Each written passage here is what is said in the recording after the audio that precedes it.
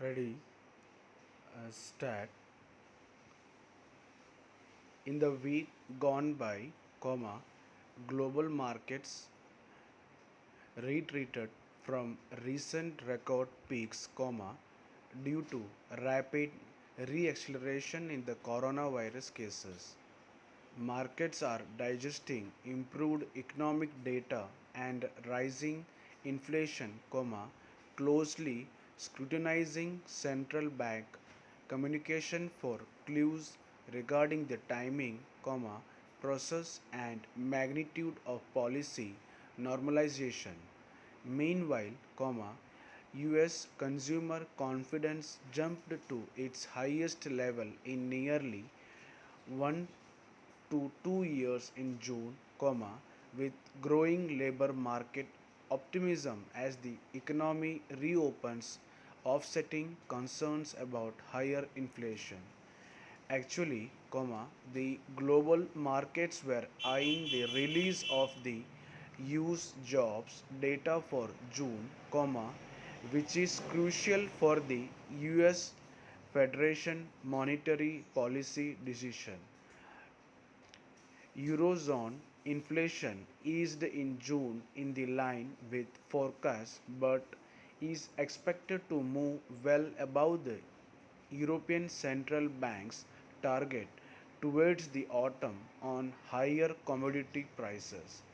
Meanwhile, confidence at Japanese big manufacturers rose for a fourth straight quarter due to boost to exports and profits from a pickup in external demand, a key Tankan survey by the central bank showed.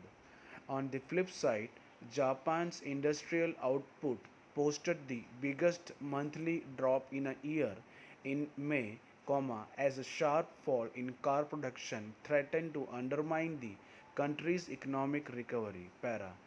Back at home, domestic market also witnessed volatile session due to the sustained FII selling and high valuations. Going forward, market may consolidate given the worry over the potential risk from COVID third wave and the commodity price led inflation and in absence of any fresh trigger. With COVID cases coming down and lockdown, companies such as Maruti, Hyundai, and Hero Moto regaining volumes. India's current shrinkage in demand for imported items through the pandemic, although the last account balance recorded a surplus of zero point 0.9 of GDP in first year 21 against 0.9% deficit in annual 16.8% in May, largely due to the loss base of the last year. Activity in the country's manufacturing sector contracted for the first time in 11 months in June as the localized lockdowns against the backdrop of the second wave of COVID hurt demand, registering 48.1 in June, below May's 50.8. The IHS Market India Manufacturing Purchasing Managers Index PMI was below the critical no change mark of 50 for the first time since July 2020. Macroeconomic data, the pace of vaccination and global trends would be the major drivers for the domestic equity markets this week. Besides, the progress of monsoon will also be monitored. Market participants would also monitor the movement of Brent crude, investment pattern of foreign institutional investors and the rupee. Para. On the commodity market front, CRB continued to move northward with its baby step to some extent to ignore the rally in dollar index. Full stop. Better than expected data gave boost to the commodities prices. Entire world was also eyeing on OPEC plus meat apart from job data from US.